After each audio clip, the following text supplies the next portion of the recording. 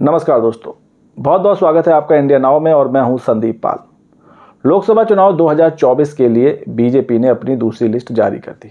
72 प्रत्याशियों की इस लिस्ट में बीजेपी के दिग्गज बड़े नेताओं के नाम इसमें शामिल हैं, जिसमें कई केंद्रीय मंत्री भी शामिल हैं और एक वो नाम भी शामिल है जिस पर पिछले कई दिनों से चर्चा हो रही थी और वो नाम है देश के केंद्रीय सड़क परिवहन मंत्री और नागपुर से सांसद रहे नितिन गडकरी का। पहली लिस्ट में जब नितिन गडकरी का नाम नहीं था तब इस पर बड़े सवाल उठ रहे थे और जो विपक्षी दल हैं वो ये तक कह रहे थे कि बीजेपी में नितिन गडकरी को साइडलाइन कर दिया गया है। इतने बड़े नेता का नाम बीजेपी की पहली लिस्ट में ना होना यही दर्शाता है, जिस पर शिवसेना यूबीटी के अध्यक्ष उद्धव ठाकरे ने तो ये ऑफर भी दे दिया था कि नितिन गडकरी उनकी तरफ से चुनाव लड़ सकते हैं गठबंधन में आके या उनकी पार्टी में भी आ सकते हैं। लेकिन अब बीजेपी ने इस चर्चाओं पर विराम लगा दिया है और दूसरी लिस्ट में नागपुर से नितिन गडकरी को सांसदी का टिकट दे दिया। इनके अलावा जो और अन्य अहम नाम है उनमें मनोहर लाल खट्टर का नाम भी है, जिनको 2 दिन पहले ही सीएम की कुर्सी के पद से हटा दिया गया था। और इन अहम नामों में मनोहर लाल खट्टर का भी नाम है, जिनसे 2 दिन पहले ही सीएम की कुर्सी छीन ली गई थी। अब उन्हें करनाल से टिकट दिया गया है। इसके अलावा उत्तराखंड के पूर्व सीएम रहे त्रिवेंद्र सिंह रावत, केंद्रीय मंत्री अनुराग ठाकुर, पीयूष गोयल, प्रहलाद जोशी समेत 9 मंत्रियों के नाम शामिल हैं। इस बार जो सेकंड लिस्ट आई है इसमें यूपी से किसी कैंडिडेट का नाम नहीं है। जो पिछली बार पहली लिस्ट आई थी उसमें 51 प्रत्याशियों का नाम था, जिसमें पीएम मोदी से लेकर राजनाथ सिंह से लेकर स्मृति ईरानी तक के नाम शामिल थे। लेकिन ये जो दूसरी लिस्ट आई है इसमें यूपी से किसी कैंडिडेट का नाम नहीं है। बीजेपी की अब तक 2 लिस्ट आ चुकी हैं। इन दोनों लिस्ट में 2 नाम ऐसे हैं जिस पर सबसे ज़्यादा चर्चा हो रही है और वो नाम है वरुण गांधी और प्रियंका गांधी का। ना इन दोनों का नाम पहली लिस्ट में था, ना ही इन दोनों का नाम दूसरी लिस्ट में, जिसके बाद अब कयास लगाए जा रहे हैं कि क्या वरुण गांधी का पत्ता बीजेपी से कटने वाला है। क्या पार्टी विरोधी बयानों की सज़ा वरुण गांधी को मिलेगी और क्या वरुण गांधी बीजेपी को छोड़कर कांग्रेस में भी जा सकते हैं। इन सब अटकलों का दौर चल रहा है। बाजार गर्म है इन अटकलों को कि वरुण गांधी क्या पाला बदलेंगे, क्योंकि बीते कुछ दिनों से क्या कुछ सालों से वरुण गांधी लगातार अपनी ही सरकार की निजीकरण के खिलाफ रहे हैं। जो सरकार की निजीकरण की पॉलिसी है और किसानों के मुद्दों पर वो अपनी ही सरकार को घेरते रहे हैं। फिर चाहे बात नौकरी का हो, एमएसपी का हो, सरकारी नौकरी में जो भेदभाव हो रहा है उसका हो, तो वरुण गांधी कई तरह से अपनी ही सरकार पर बरस चुके हैं और कई मामलों पर वो अपने बयान और अपने विचार रख चुके हैं। अब वो बयान और विचार भले ही सही हों, लेकिन जिस पार्टी में आप हैं उसके खिलाफ अगर बयान देंगे तो भाई नतीजा तो भुगतना पड़ेगा। तो उसी के चलते ऐसा लग रहा है कि इस बार पीलीभीत से वरुण गांधी का टिकट कट सकता है, क्योंकि वरुण गांधी भी कोई छोटे मोटे नेता नहीं है। क्योंकि 2 लिस्ट आ चुकी हैं, इन दोनों लिस्टों में बीजेपी के सभी बड़े नेताओं के नाम शामिल हैं। बस 2 ही नाम गायब के चल रहे हैं और एक वो हैं वरुण गांधी और दूसरा नाम है उनकी मां मेनका गांधी। क्योंकि वैसे जब बीजेपी में वरुण गांधी की एंट्री हुई थी तो वो उनकी जो छवि थी वो हिंदुत्ववादी छवि थी और वो हिंदुत्व के मुद्दों को लेकर काफ़ी प्रखर और अपने बयान और अपनी बातें बेबाकी से रखते थे। लेकिन बीते कुछ दिनों में उनकी विचारधारा में लग रहा है कोई परिवर्तन आया। वो किसानों के मुद्दे पर, गरीबों के मुद्दे पर, सरकारी अफसरशाही के मुद्दे पर वो अपने बयान खुले मंच पर बेबाकी से रखते आए और इन्हीं बयानों के दौरान कभी कभी उनके निशाने पर खुद की सरकार भी आ गई, तो जिसको लेकर काफ़ी हंगामा भी हुआ और खबरें भी बनी, मीडिया में भी छाई रही। तो ऐसा लग रहा है कि क्या वरुण गांधी का टिकट इस बार बीजेपी से कटने वाला है। और ये भी कहा जा रहा है कि एक बार राहुल गांधी से पूछा गया कि अगर वरुण गांधी कांग्रेस में आते हैं तो क्या आप इसके लिए तैयार हैं।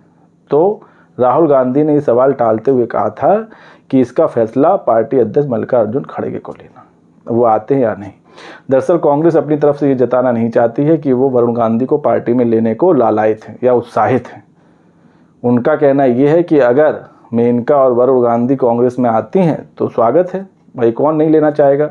पीलीभीत से सिटिंग एमपी हैं, मेनका गांधी भी एमपी हैं।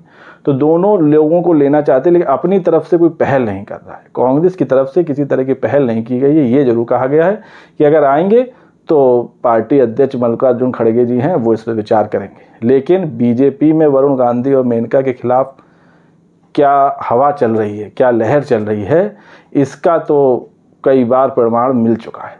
क्योंकि पीलीभीत से ही जो विधायक हैं वो भी कई बार वरुण गांधी पे तंज कस चुके हैं। हालांकि इधर बीच उनके थोड़ा रुख नरम हुआ है। वहीं वरुण गांधी जो अपनी ही पार्टी को घेरते आए थे, इस बीच उन्होंने भी कुछ अपने व्यवहार में नरमी लाए हैं। तो ये जो नरमाहट लाई जा रही है दोनों तरफ से, पार्टी की तरफ से और वरुण गांधी की तरफ से, तो ये क्या सुलह की कोशिश है? और क्या वरुण गांधी और बीजेपी के बीच ये सुलह होगी? क्या तीसरी लिस्ट में वरुण गांधी और मेनका गांधी का नाम होगा? ये बड़ा सवाल बना हुआ है। क्योंकि इन दिनों तो बीजेपी में शामिल होने वाले नेताओं की फौज सी है। बहुत से दल के नेता छोड़ कर बीजेपी का दामन थाम रहे हैं। तो क्या बीजेपी वरुण गांधी को वो अहमियत देगी जो अहमियत वो पहले से देती आई है? क्या मेनका गांधी और वरुण गांधी को बीजेपी में वो सम्मान, वो अहमियत और या वो दायित्व मिलेगा जो पहले मिलता आया? ये देखने वाली बात होगी। दरअसल आपको वो कुछ बयान वरुण गांधी के बताते हैं जिनके जरिए उन्होंने अपनी ही सरकार पर निशाना साधा था, जिनमें कई बयान उनके सोशल मीडिया पर बहुत वायरल हुए थे। तो वो कुछ बयान है वो मैं आपको बताता हूँ उन्होंने कब कब अपनी ही पार्टी को घेरा है।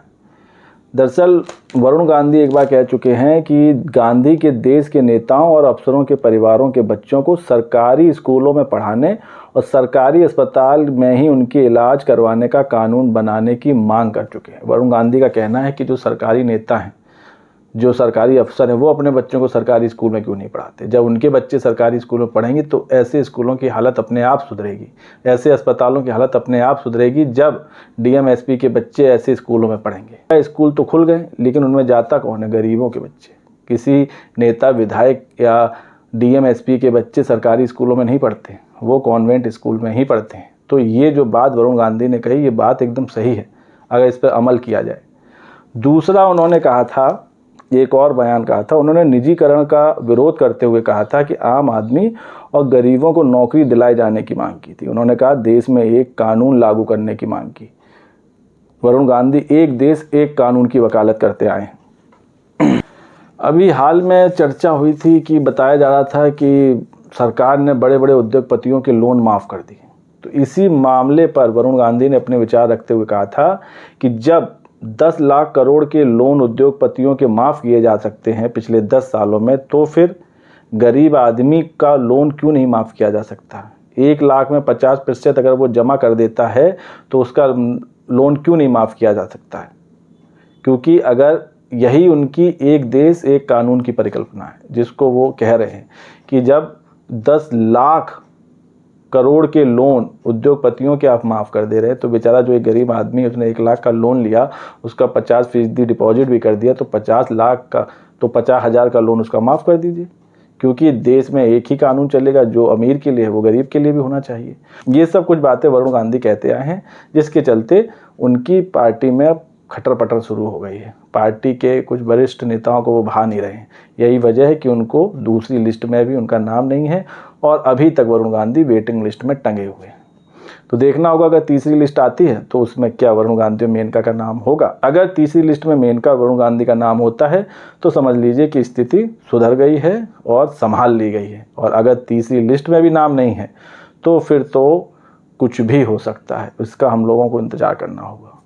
वीडियो के बारे में अपनी राय कमेंट्स करके दें और वीडियो पसंद आया हो तो लाइक और सब्सक्राइब करना ना भूलें। तब तक के लिए नमस्कार।